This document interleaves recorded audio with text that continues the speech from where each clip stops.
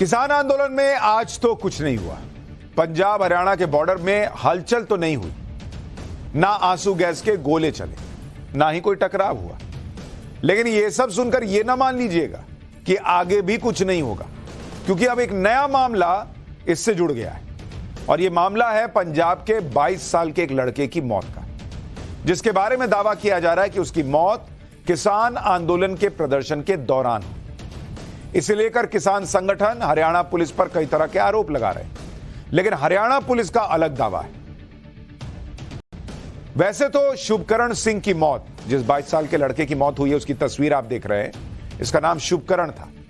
शुभकरण सिंह की मौत कैसे हुई, इसकी कोई आधिकारिक जानकारी नहीं है, लेकिन किसानों का दावा है कि हरियाणा पुलिस से टकराव के दौरान शुभकरण सिंह की मौत हुई। खनौरी बॉर्डर पर शुभकरण सिंह के सिर में गोली मारी गई, यह कहा जा रहा है। किसान संगठनों का कहना है कि पुलिस ने गोली मारकर शुभकरण की हत्या कर दी है। दोषी पुलिस वालों के खिलाफ केस चलना चाहिए। इस मामले में हरियाणा पुलिस का कोई लेटेस्ट वर्जन तो नहीं आया है, लेकिन हरियाणा पुलिस ने कल यह दावा किया था कि किसी प्रदर्शनकारी की मौत नहीं हुई थी। शुभकरण की मौत को लेकर एक वीडियो भी वायरल हो रहा है, जिसमें कुछ लोग एक युवक को उठाकर ले जाते हुए दिखते हैं। यह तस्वीर देखिए। इस लड़के की मौत पर भयंकर राजनीति होने लगी। विपक्ष के नेताओं को इस चुनावी माहौल में अपने लिए माहौल बनाने का मौका मिल गया। इस वीडियो को राहुल गांधी समेत कई नेताओं ने ट्वीट किया, और वीडियो में दिख रहा है कि एक युवक को कुछ लोग कंधे पर लेकर जा रहे हैं। शुभकरण की मौत को लेकर जो आरोप लगाए जा रहे हैं, उनके बीच अभी तक यह साफ नहीं है कि शुभकरण सिंह की मौत की असल वजह है क्या, और इसके लिए पोस्टमार्टम रिपोर्ट का इंतजार किया जा रहा है। अभी तक की जानकारी के मुताबिक शुभकरण सिंह को जब अस्पताल लाया गया, तब तक वो दम तोड़ चुका था। डॉक्टरों ने बताया कि शुभकरण के सिर के पीछे चोट के निशान थे, और हो सकता है ये गोली लगने के भी निशान हो, और यह भी हो सकता है कि बुलेट लगने के बाद गिरने से निशान बना। पटियाला रेंज के डीआईजी ने कहा कि शुभकरण सिंह को रबर बुलेट लगी थी। तो दोनों बातें कही जा रही है कि भाई सिर के पीछे चोट का निशान है, हो सकता है वो गोली लगने का निशान हो सकता है रबर बुलेट लगी, वो गिर गया और उससे चोट लगी, उससे निशान बना। यानी शुभकरण सिंह की मौत की असल वजह अभी सामने आनी बाकी है। पंजाब पुलिस भी पोस्टमार्टम रिपोर्ट का इंतजार कर रही है।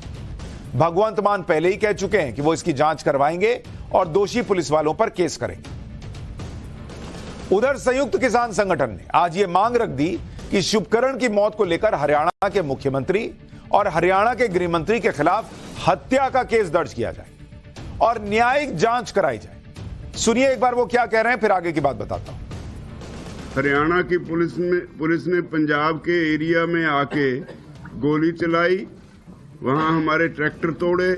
इसके लिए हमने डिमांड किया कि 302 का पर्चा दर्ज हो, और जो पुलिसकर्मी है उसके अलावा होम मिनिस्टर, हरियाणा के होम मिनिस्टर के ऊपर, उसके चीफ मिनिस्टर के ऊपर ये 302 का पर्चा दर्ज होना चाहिए। इसके अलावा एक ये तय किया है कि 14 मार्च को हम सारे देश की एक बड़ी महापंचायत रामलीला मैदान दिल्ली में करेंगे।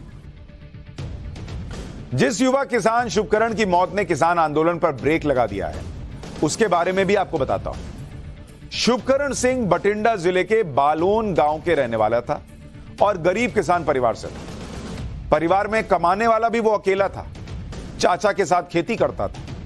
परिवार के पास 2 एकड़ जमीन है और 15 एकड़ जमीन लीज पर लेकर खेती कर रहे थे। शुभकरण के रिश्तेदारों ने बताया कि उसकी मां की मौत हो चुकी है। 2 बहनें हैं, जिसमें से एक की शादी हो चुकी है, एक अभी पढ़ रही है। पिता बीमार हैं और शुभकरण ने बहन की शादी के लिए कर्ज ले रखा था, जो बकाया है।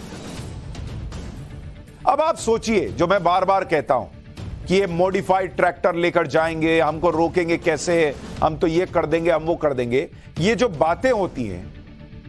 कल 12 पुलिस वाले घायल हुए हरियाणा के, एक युवा की मौत हो गई है। वजह अभी क्या है वो पोस्टमार्टम रिपोर्ट में पता चलेगा। कई किसान जो प्रदर्शन कर रहे थे वो घायल हुए हैं।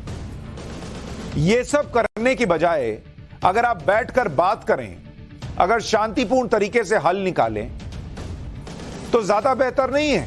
अब वो शुभकरण लौटेगा क्या? वो पुलिस वाले जो घायल हुए हैं उनका क्या?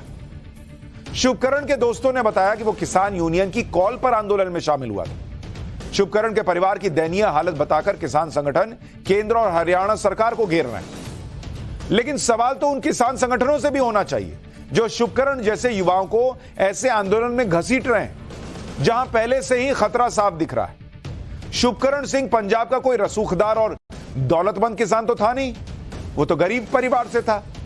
ऐसे युवाओं को आंदोलन में घसीटा जाएगा तो उनका परिवार कौन चलाएगा? वो बड़े बड़े अमीर किसानों जैसा थोड़ी है जो महंगा ट्रैक्टर लेके चल रहे हैं यहां। भाई वो तो अकेला कमाने वाला था, उसको क्यों लेकर आए? परसों तक किसान नेता किसी भी कीमत पर दिल्ली जाने की बात कर रहे थे और कल शुभकरण की मौत के बाद आंदोलन पर ब्रेक लगा दिया। यही काम पहले भी तो हो सकता था। किसान नेता खुद भी जानते थे कि जिस तरह की तैयारी किसान करके आए उससे बवाल तो होना ही है। ऐसे में दिल्ली कूच की कॉल को टाला जा सकता था, क्योंकि ऐसा नहीं करके सरकार किसानों की ऐसा नहीं है कि सरकार किसानों की बिल्कुल नहीं सुन रही। भाई सरकार भी 5वें दौर की बातचीत का ऑफर ऑलरेडी दे चुकी है। किसान संगठन भी ये जानते हैं कि इस मामले का हल वो बातचीत से ही निकाल सकते हैं, फिर दिल्ली जाने की जिद पे क्यों अड़े? किसान संगठनों के नेताओं को यह भी समझना चाहिए कि उनके साथ प्रदर्शन में उतरे किसान जिन इरादों के साथ हेवी मशीनरी लेकर बॉर्डर पर उतरे, उससे तो कहीं भी उनके शांतिपूर्ण प्रदर्शन के लक्षण दिख नहीं रहे।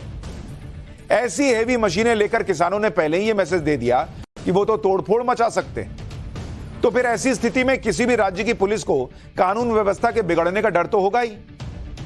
भाई अगर आप मान लीजिए अगर किसान उग्र हुए और हालात बिगड़े तो भी सवाल पुलिस पर ही उठेंगे कि पुलिस कर क्या रही थी।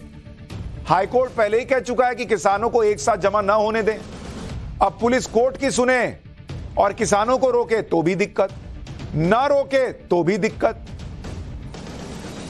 और जिस तरह की तैयारी है उससे ही नहीं, जिस तरह की बातें हो रही हैं, कैसे किसान आंदोलन में इकट्ठा हुए लोग नरेंद्र मोदी को मारने की धमकियां दे रहे हैं, कह रहे हैं मोदी को तो मुक्का मारेंगे, लाठी से काम कराएंगे। अभी सुनाऊंगा यह सब आपको।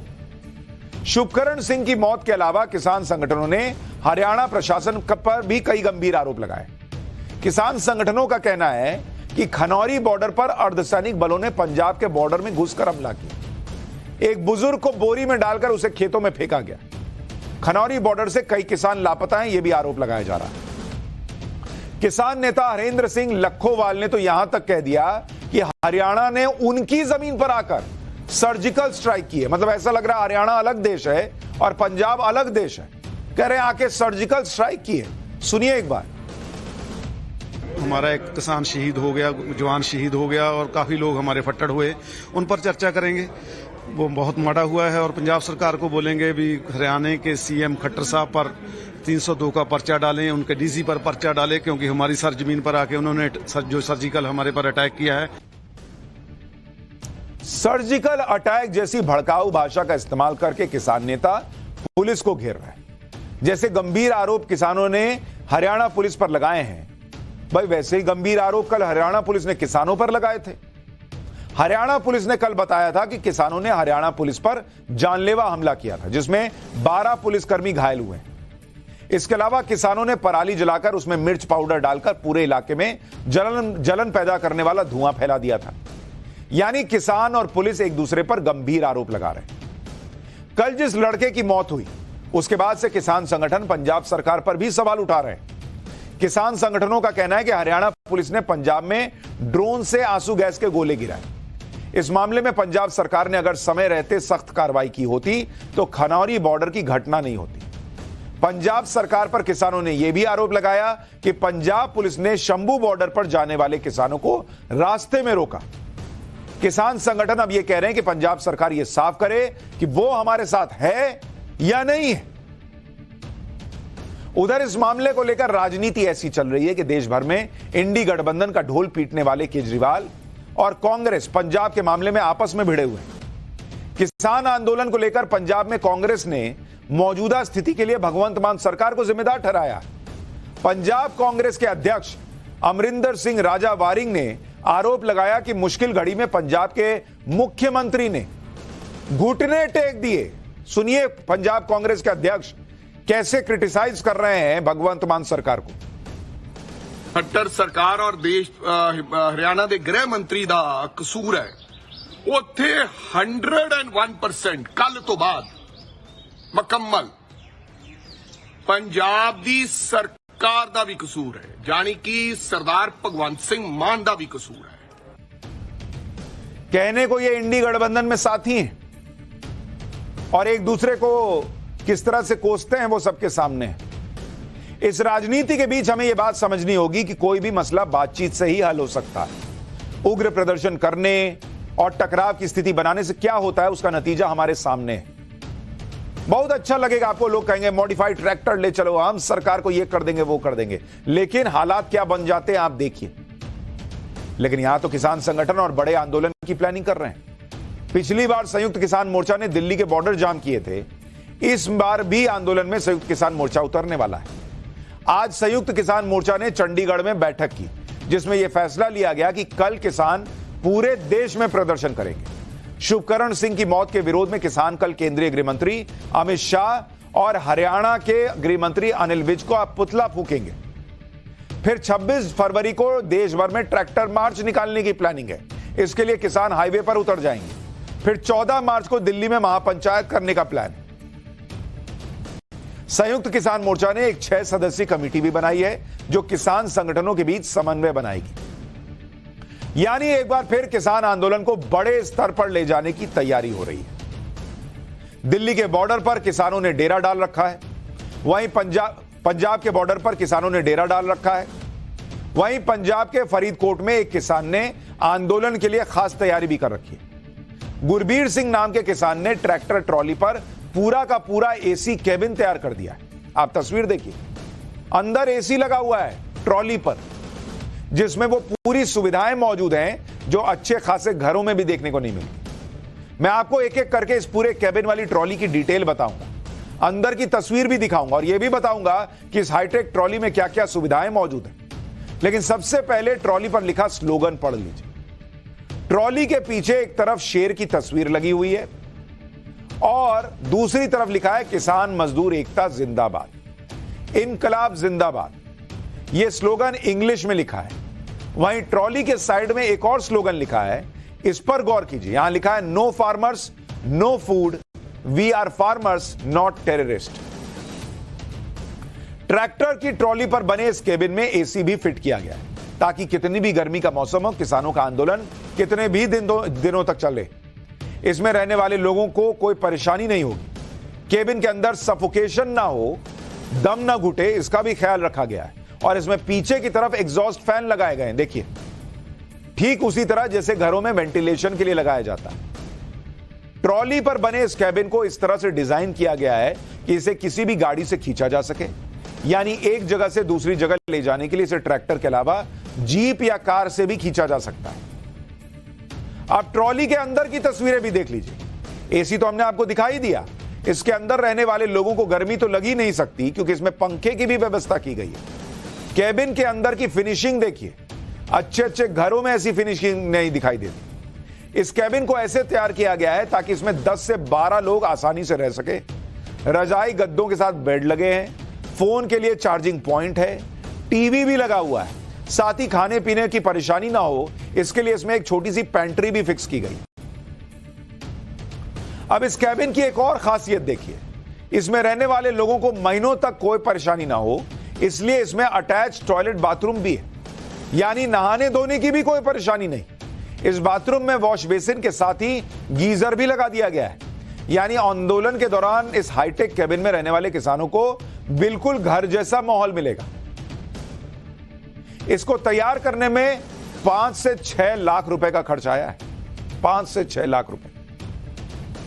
किसानों की सिर्फ तैयारी ही भयंकर नहीं है बल्कि इरादे भी खतरनाक लग रहे हैं।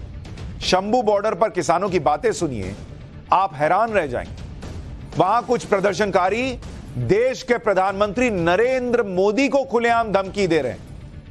कह रहे हैं नरेंद्र मोदी को मुक्का मारेंगे, डंडे से काम करवाएंगे। सुनिए जरा एक बार इन लोगों को। ये है कि एसकेएम की और जो वहाँ की कमेटी है उनकी कोई बातचीत हुई होगी। शायद चंडीगढ़ में मीटिंग इसीलिए रखी कि कोई बातचीत हो और इसका समाधान निकले। ये लड़ाइयां लंबी हैं, एक मोर्चे से नहीं। दिल्ली को जैसे चारों तरफ से पहले घेरा था उसी तरह से दिल्ली घिरेगी और वो कितने दिन बाद में मान लेगी वो सबका है। सब किसानों को इकट्ठा रहना चाहिए, अकेले नहीं लड़ना चाहिए। अकेला लाभ और हानि हो तो सबको हो। ये भाई साहब अलग भड़का रहे हैं। किसानों को लेकर भयंकर राजनीति हो रही, पीएम मोदी को धमकियां तक दी जा रही, लेकिन इन सबसे बेपरवाह पीएम मोदी अपने काम में जुटे। मोदी सरकार ने किसानों को लेकर इस बीच बड़ा फैसला कर दिया। इस तरह गन्ने की कीमत 25 रुपए प्रति क्विंटल बढ़ी है और यह गन्ना किसानों के लिए बड़ी राहत है। इससे देश भर के 5 करोड़ किसानों को सीधा फायदा पहुंचेगा। नरेंद्र मोदी अपने काम कर रहे हैं, उधर उनके विरोधी किसी भी मौके को छोड़ना नहीं चाहते। वो हर बात को नरेंद्र मोदी से जोड़ देते हैं। जैसे पूर्व राज्यपाल सत्यपाल मलिक के घर आज सीबीआई की रेड पड़ी। इस रेड के बहाने यह माहौल बनाया गया कि क्योंकि सत्यपाल मलिक किसानों की बात करते हैं इसलिए उनके खिलाफ मोदी सरकार ने रेड डलवा दी। लगे आज सत्यपाल मलिक ने भी किसानों की आड़ लेकर माहौल बनाना शुरू कर दिया।